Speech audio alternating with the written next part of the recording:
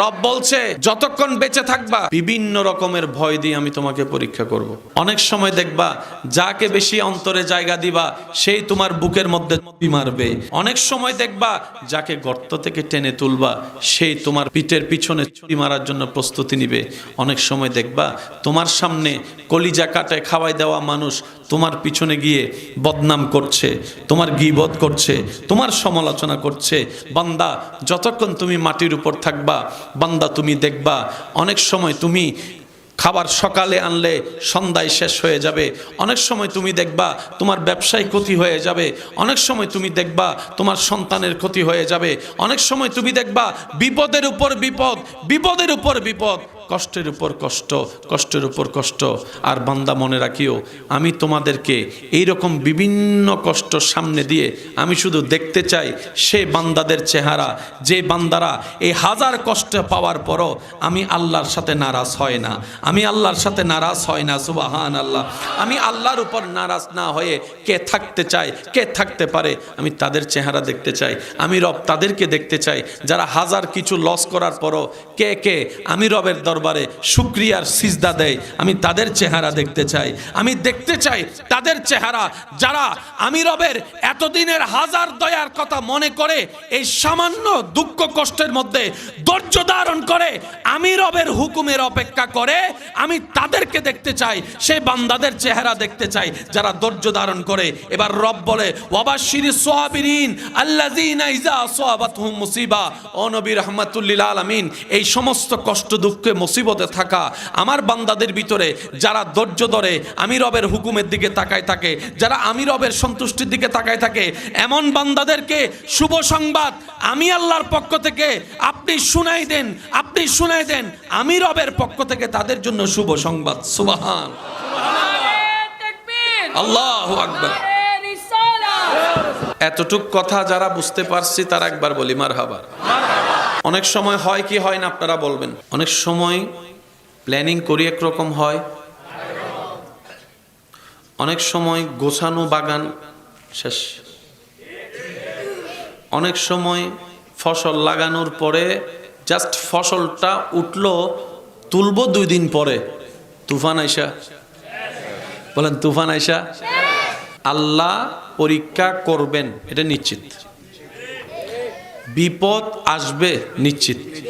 বলেন নিশ্চিতটা আপনারা বলবেন। অভাব আসবে নিশ্চিত। বলেন অভাব আসবে, বিপদ আসবে, দুঃখ আসবে, মুসিবত আসবে, ক্ষতি আসবে, দুশ্মন হবে, আপন পর হবে, লস হবে, ফেল হবে, চোখের পানি আসবে, অন্তর ভাঙবে। কারণ এটা জান্নাত নয়, এটার নাম কি? ফরমানকার আল্লাহ। এবার আল্লাহ পাককে বান্দা বলে ও আল্লাহ আমি তো ছোট একটা মানুষ, আমি তো ছোট একটা আল্লাহ। আমি যখন চাকরি করেছি বস্তা আলগাতে দিয়েছে, আমার মহাজনও আমার শরীরের বাইরে আলগাতে দেয় নাই। কথা বলি, আমি যদি আলগাতে পারি 50 কেজি, আমাকে 40 কেজি দিয়েছেন, আমাকে মহাজন মায়া করত। আল্লাহ আমি মানুষটা ছোট, আমার এরিয়াটা ছোট, আমার শক্তি কমজোর। আল্লাহ এত লোডের বিপদ কষ্ট মুসিবত আমি কি আলগাতে পারবো? আমি কি আলগাতে পারবো? আমার তো মনে হয় না। এবার রব কোরআনে বলছেন লা নুকাল্লিফুল্লাহু নাফসান ইল্লা উসআহা। বান্দারে মনে রাখিস, জেনে রাখিস, যে যতটুক আলগাতে পারে আমার বান্দাদের ভিতরে আমি আল্লাহ তাকে ততটুক দিই, এর এক চুলও বেশি দিই না। তার মানে আপনার জীবনে এখন যা কষ্ট যাচ্ছে, অতীতে যা গিয়েছে, ভবিষ্যতে যা আসবে, অতটুকুই আসবে যতটুকু আপনি মোকাবেলা করতে পারবেন, আলগাতে পারবেন। সেজন্য আপনার আমার জীবনে ইমাম হুসাইনের মতো কষ্ট বিপদ আসে নাই। কথা বলেন ঠিক কিনা? আপনার আমার জীবনে নবী ইউনুসের মতো পরীক্ষা আসে নাই, আপনার আমার জীবনে ইব্রাহিম নবীর মতো পরীক্ষা এখনো আসে নাই, আপনার আমার জীবনে আল্লাহ ওয়ালা আল্লাহর প্রিয় বান্দাদের মতো পরীক্ষা আসে নাই। দেখবেন ভালো করে, যারা যত আল্লাহর প্রিয় হয়েছে দুনিয়াতে তাদের তত বেশি বিপদও হয়েছে। বলেন না সুবহান। কথা কি মনে থাকবে ইনশাআল্লাহ? আজকে থেকে আর কোনো মন খারাপ বলি না ভাই, আজকে থেকে আর কোনো মন খারাপ, আজকে থেকে আর কোনো দুঃখ কষ্ট, কোনো আফসোস। এবার বান্দা বলে, আল্লাহ এটা তো তোমার দয়া যে যতটুক আলগাতে পারে ততটুক দিচ্ছ, তো আমি যদি আলগাতে পারি কিছু দিবা না? দুনিয়াতে যতক্ষণ থাকবো এগুলা থেকে পালাই যাওয়া সম্ভব? বাস এই কথা মাথায় মনে বসায় ফেলি। অর্থাৎ যত সামনে যাব আগুনের পরীক্ষা আসবে, কাঁটার পরীক্ষা আসবে, পা ভাঙ্গার পরীক্ষা আসবে, বিভিন্ন রকম কষ্ট আসবে। এক কথায় শেষ। আমাদের কাজ হচ্ছে দুইটা জিনিস, সর্বোচ্চ ধৈর্য ধরে সর্বোচ্চ শুকরিয়া করা। আর একটু জোরে বলি, যদি সফলতা হতে চাই হা হুতাশ করা যাবে? বলেন, আফসোস করা যাবে? কারণ এগুলা করলে কি হবে, আপনি যত হা হুতাশ করেছেন এই জীবনে করবেন, তত আপনার হয়তো প্রেশার লো হবে আর না হয় প্রেশার বাড়বে। আপনার রাতের ঘুমটা নষ্ট হবে, মেজাজ খিটমিটে থাকবে, ভালো সময়টাও নষ্ট হয়ে যাবে। লাভের লাভ কিচ্ছু হয় নাই, হবেও না। আর আপনি যদি ধৈর্য ধরে শুকরিয়া করতে পারেন, আপনার অন্ধকার সময়ও দেখবেন আপনি আল্লাহর রহমতে আলোর দেখা পেয়ে যাচ্ছেন। সুবহানাল্লাহ। ত্রিভুবনের প্রিয় মুহাম্মদ এলো রে দুনিয়ায় রে, সাগরে আকাশে বাতাসে দেখবি যদি আয় আয়।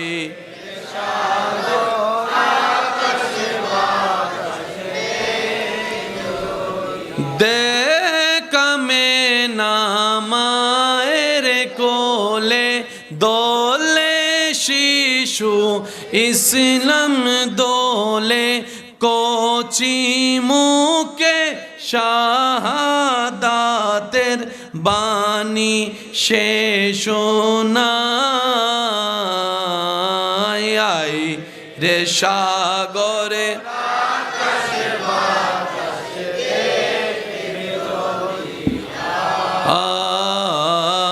আয় রে, সাগরে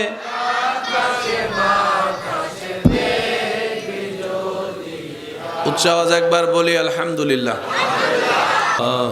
ইলাহা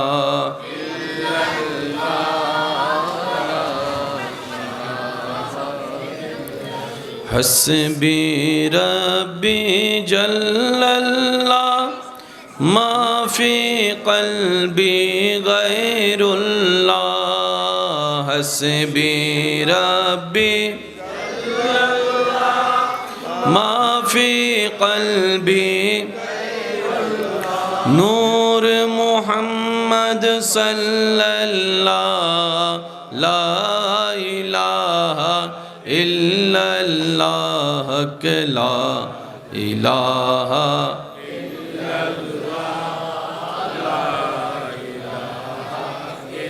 শেষবারের মতো সবাই জবান খুলে একই আওয়াজে হক লা ইলাহা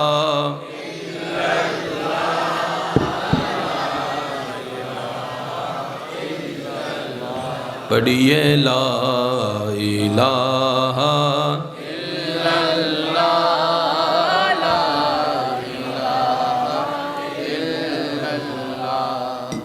অধ্যকার মাহমুদুল হক সওদাগরের বাড়ির আয়োজনে আজকের এই সজ্জিত আজিমুশান পবিত্র ঈদে মিলাদুন্নবী, সবাই বলি সাল্লাল্লাহু আলাইহি ওয়াসাল্লাম, ও ফাতাই আজদাহম উপলক্ষে আয়োজিত আজকের এই আজিমুশান নুরানি মানে মাহফিলের মান্যবর প্রধান আলোচক, জামিয়া রজবিয়া দর্সে নিজামি মডেল মাদ্রাসার মান্যবর অধ্যক্ষ আমার প্রাণপ্রিয় ভাই মুজাহিদে মিল্লাত, রৌনকে আহলে সুন্নাত, রৌনকে মিল্লাত, হজরতুল আল্লাম জনাব মৌলানা সৈয়দ আবদুল্লাহ আল ফয়সাল আল কাদরি মদ্দাজুল্লুহুল আলী সাহেব, আজকের মাহফিলের সম্মানিত মান্যবর প্রধান বক্তা, ওয়াইজারপাড়া ফজুরমা জামে মসজিদের সম্মানিত পেশ ইমাম, রৌনকে মিল্লাত, রৌনকে আহলে সুন্নাত, হাফেজ মৌলানা মোহাম্মদ মুফিজ উদ্দিন আল কাদরি মদ্দাজুল্লুহুল আলী সাহেব সহ আমন্ত্রিত ওয়াদিগার উলামায়ে কেরাম, উপস্থিত স্কুল, কলেজ, ভার্সিটি, মাদ্রাসার প্রাণপ্রিয় ছাত্র ভাইয়েরা, এলাকার মান্যবর ব্যক্তিবর্গ, মুরব্বিয়ানে এজাম, হাজিরানে মজলিস, সম্মানিত আমার মা ও বোনেরা, আল্লাহ তাআলা মেহেরবানি করে আমাদের মা বাবার গুনাহ মাফ করে দিন। আমিন। আমাদের যত আত্মীয় স্বজন এবং এই এলাকায় যত কবরবাসী এই মুহূর্তে কবরের কঠিন আযাবে কষ্ট পাচ্ছে, আল্লাহ মেহেরবানি করে প্রত্যেকটি কবরবাসীকে আযাব থেকে মুক্তি দান করুক। সম্মানিত উপস্থিতি, কোরআন সুন্নাহর আলোকে খুব সুন্দরভাবে আলোচনা রাখছিলেন আমার ভাই রৌনকে মিল্লাত মাওলানা সৈয়দ আবদুল্লাহ আল ফয়সাল আল কাদরি। আল্লাহ আমার ভাইয়ের এলমে, হায়াতে, রিজিকে, ইজ্জতে, সর্বদিকে বরকত দানের মাধ্যমে আমরা যারা শ্রবণ করেছি আমাদেরকে আমল করার তৌফিক দান করুন। আমি আপনাদেরকে বেশিক্ষণ সময় ডিস্টার্ব করব না, তবে অনুরোধ রাখব, যেইটুকু সময় আল্লাহ তাআলা আমি অদমকে খেদমত করার, বলার তৌফিক দান করবেন, এই সময়টা সবাই আল্লাহর ওয়াস্তে মনের কান দিয়ে শোনার চেষ্টা করবেন। বলি ইনশাআল্লাহ। আওয়াজ হয় নাই।